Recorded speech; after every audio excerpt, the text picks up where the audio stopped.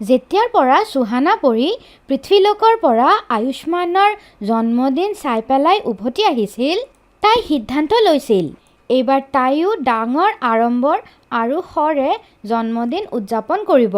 স্মিতা, পৃথ্বীলোকত মানুহে যেনেকুৱাকৈ নিজৰ জন্মদিন পালন কৰে, এইবাৰ ময়ো তেনেকুৱাকৈয়ে নিজৰ জন্মদিন উদযাপন কৰিব বিচাৰোঁ। তুমি মোৰ সহায় কৰিবা? তুমিও অদ্ভুত হয়। তুমি গম পোৱা না কি ৰাণী পৰীয়ে পৃথ্বীলোকত হোৱা উৎসৱৰ নকল কৰা একদম ভাল নালাগে। আমি কেতিয়াও আমাৰ জন্মদিন পালন কৰিব নোৱাৰোঁ। হয়, তুমি কিবা অজুহাতেৰে পৃথ্বীলোকলৈ গুচি যোৱা আৰু তাতে মানুহৰ ৰূপ ধাৰণ কৰি নিজৰ ইচ্ছা পূৰণ কৰিব পাৰা। তুমি ঠিকে কৈ আছা। তুমিও যাবা না? মই তোমাক কেনেকুৱাকৈ অকলে এৰিব পাৰোঁ? মোকতো যাবই লাগিব। অহা সপ্তাহত আমাক যাব লাগিব।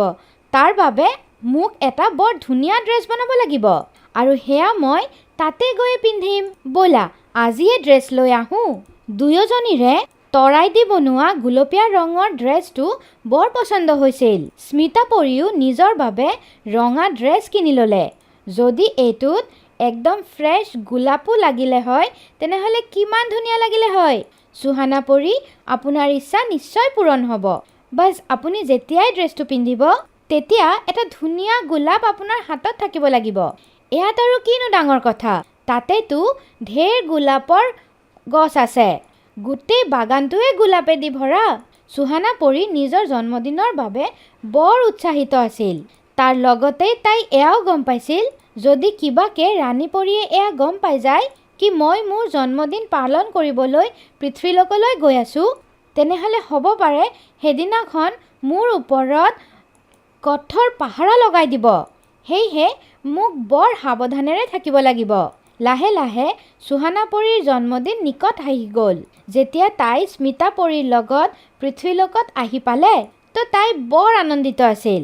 তেওঁ নিজৰ উৰাজাহাজ এটা ধুনীয়া উদ্যানত নমালে আৰু সাধাৰণ ছোৱালীৰ ৰূপ ধাৰণ কৰি উদ্যানৰ ফালে আগুৱাই গ'ল, কাৰণ তেওঁলোকক গোলাপ ল'বলৈ আছিল।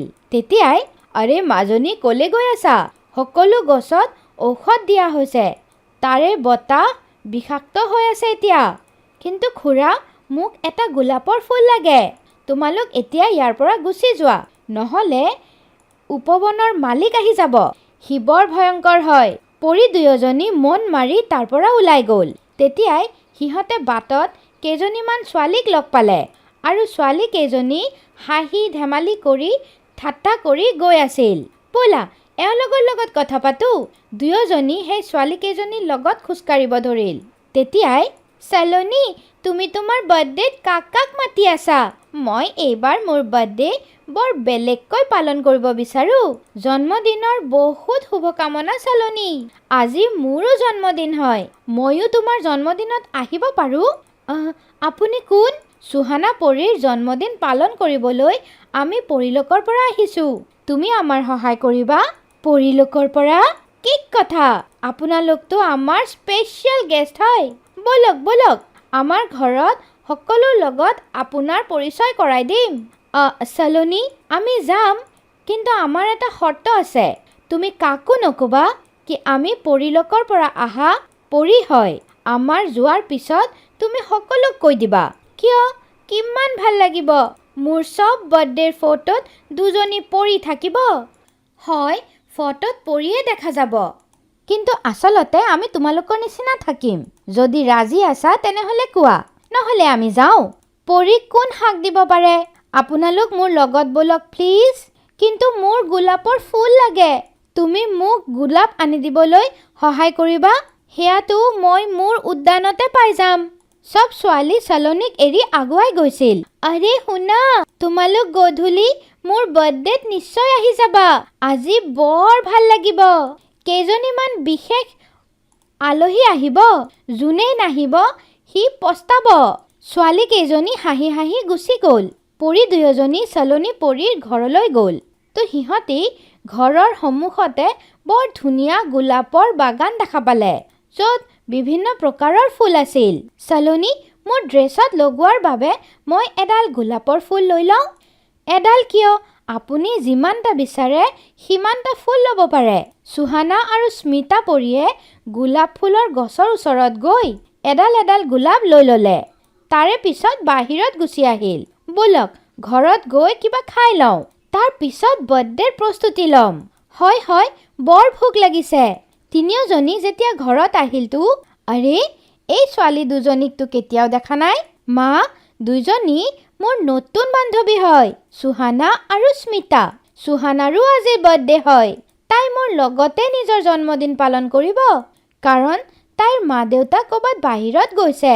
তুমি দুডাল কেক আনি দিয়া প্লিজ। ঠিক আছে, তোমালোক যোৱা, কিবা খাই লোৱা, মই চব ব্যৱস্থা কৰি আছোঁ। গধূলি সুহানা আৰু স্মিতাই নিজৰ নিজৰ ড্ৰেছ পিন্ধিলে আৰু হাতত গোলাপৰ ফুল লৈ মনত কিবা ভাবিলে। সিহঁত দুয়োজনীৰ গোটেই ড্ৰেছটো সুগন্ধিত গোলাপেদি ভৰি গ'ল। আপোনাৰ দুয়োজনীৰ ড্ৰেছ বৰ ধুনীয়া হয়। ময়ো যদি এনেকুৱা ড্ৰেছ এটা পাই গ'লোহেঁতেন তেনেহ'লে কিমান ভাল হ'লহেঁতেন। লোৱা, তোমাৰ ড্ৰেছো আমাৰ নিচিনা হৈ গ'ল। সলোনী বৰ আনন্দিত আছিল। সিহঁত তিনিওজনী কেক কাটিলে, বেলুন ফটালে, সকলোৱে হাত চাপৰি দিলে। সুহানা বৰ আনন্দিত আছিল। মই পৃথ্বীলোকত মোৰ জন্মদিন পালন কৰিবলৈ প্ৰতি বছৰ আহিম আৰু তোমাৰ লগতে পালন কৰিম। যোৱাৰ সময়ত সুহানা পৰী আৰু স্মিতা পৰী নিজৰ আচল ৰূপত আহি গৈছিল। সকলোৱে সিহঁত দুয়োজনীৰ লগত ফটো উঠালে। পৰী সকলোৱে চবক কিবা নে কিবা গিফ্টো দিলে। যোৱাৰ সময়ত, সলোনী, তুমি এয়া আঙুঠি নিজৰ লগত ৰাখা। যেতিয়াই তোমাৰ কিবা প্ৰয়োজন পৰিব মোক মাতি দিবা। এয়া কৈ সিহঁত দুয়োজনী নিজৰ উৰাজাহাজত বহি পৰীলোকলৈ গুচি গ'ল।